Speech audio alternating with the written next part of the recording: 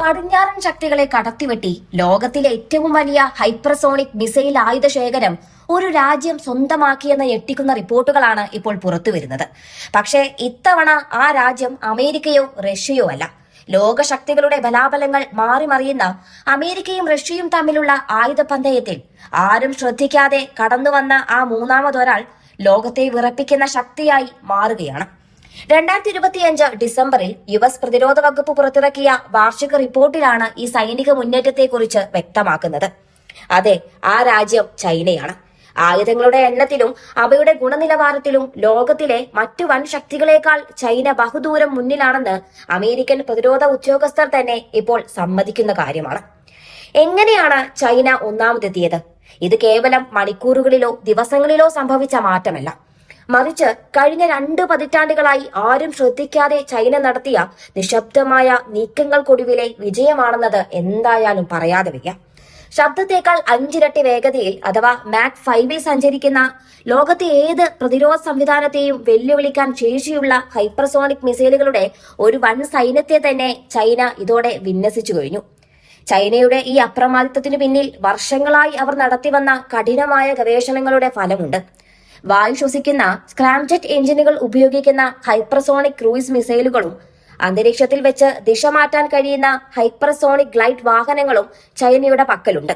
ഭൂമിയുടെ അന്തരീക്ഷത്തിനുള്ളിൽ അതിവേഗത്തിൽ സഞ്ചരിക്കുക എന്നത് മാത്രമല്ല, ശത്രുവിന്റെ റഡാറുകളെ വെട്ടിച്ച് പാത മാറ്റാൻ കഴിയുന്ന ഈ മിസൈലുകൾ തടയുക എന്നത് അസാധ്യമാണ്.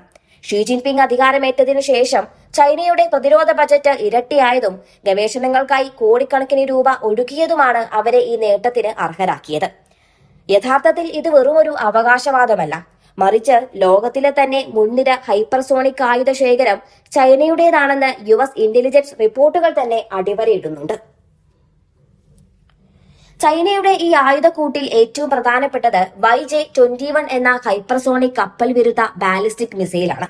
കൂടാതെ 2025 സൈനികാഘോഷങ്ങളിൽ പ്രദർശിപ്പിച്ച YJ-17, YJ-20 തുടങ്ങിയ പുതിയ ആയുധങ്ങളും ലോകരാജ്യങ്ങളുടെ ഉറക്കം കെടുത്തുന്നവയാണ്. YJ-19, CJ-1000 തുടങ്ങിയ ക്രൂയിസ് സംവിധാനങ്ങൾ ലോകത്തിന്റെ ഏത് കോണിലും ചെന്ന് കൃത്യമായി ആക്രമണം നടത്താൻ ശേഷിയുള്ളവയാണ്. People's liberation army rocket force അഥവാ PLARF കൈകാര്യം ചെയ്യുന്ന ഭൂഖണ്ഡാന്തര മിസൈലുകൾക്ക് ഹൈപ്പർസോണിക് ഗ്ലൈഡ് വാഹനങ്ങളെയും വഹിക്കാൻ കഴിയും. ഇത്രയും ഭീകരമായ ആയുധശേഖരം കൈവശമുള്ളതുകൊണ്ടാണ് അന്താരാഷ്ട്ര രാഷ്ട്രീയത്തിൽ ചൈന ഇന്ന് ഇത്രയും ധൈര്യത്തോടെയും വെല്ലുവിളികളോടെയും നിലകൊള്ളുന്നത്. തങ്ങളെ തൊടാൻ ആരും ധൈര്യപ്പെടില്ലെന്ന ഉറച്ച വിശ്വാസം ഈ മിസൈൽ കരുത്തിൽ നിന്നാണ് അവർക്ക് ലഭിക്കുന്നത്.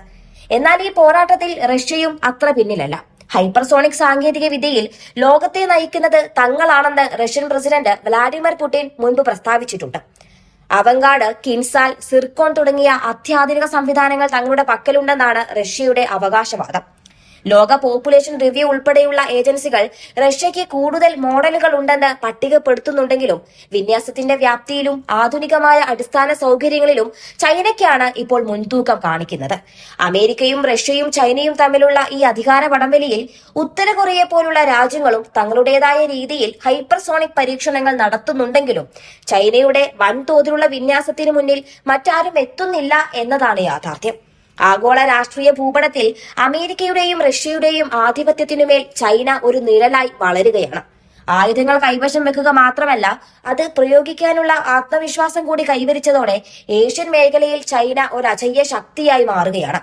ചൈനീസ് പ്രതിരോധ വ്യവസായം ഇന്ന് ലോകത്തിലെ തന്നെ ഏറ്റവും സങ്കീർണമായ മിസൈൽ സംവിധാനങ്ങൾ നിർമ്മിക്കുന്ന കേന്ദ്രമായി മാറിയിരിക്കുകയാണ്. വായുവിൽ നിന്ന് ഉപരിതലത്തിലേക്കും ഉപരിതലത്തിൽ നിന്ന് വായുവിലേക്കും പായുന്ന ഈ മിസൈലുകൾക്ക് മുന്നിൽ ലോകത്തെ ഏത് മിസൈൽ പ്രതിരോധ കവചങ്ങളും നിഷ്പ്രഭമാകുമെന്നതിൽ സംശയമില്ല. ഷി ജിൻപിങ്ങിന്റെ ഈ പടയൊരുക്കം ലോക സമാധാനത്തിന് ഭീഷണിയാകുമോ, അതോ പുതിയൊരു അധികാര സന്തുലിതാവസ്ഥയ്ക്ക് കാരണമാകുമോ, അല്ലെങ്കിൽ മറ്റൊരു ലോക നേതാവിന്റെ ഉദയത്തിന് വഴിവെക്കുമോ എന്നത് വരും വർഷങ്ങളിൽ കാണേണ്ടിയിരിക്കുന്നു. ആയുധങ്ങൾ കൊണ്ട് ലോകത്തെ ഭരിക്കാമെന്ന ചൈനയുടെ വ്യാമോഹം ഇന്ന് അവരുടെ കൈവശമുള്ള ഹൈപ്പർസോണിക് മിസൈലുകളുടെ ബലത്തിലാണ്.